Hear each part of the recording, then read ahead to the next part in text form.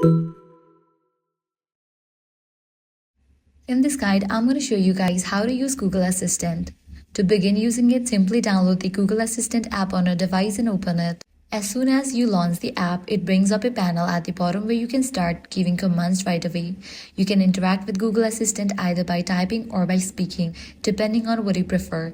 If you choose to talk, you can simply ask questions like what Google Assistant is, check the weather, set reminders, or control basic phone functions, and it will respond instantly in a conversational way.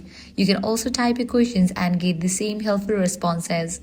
Google Assistant is linked to your Google account, so by tapping on your profile icon in the top right corner, you can access its settings. From there, you can enable voice match, turn on Hey Google feature, change languages, manage lock screen access, and adjust personal results to suit your needs.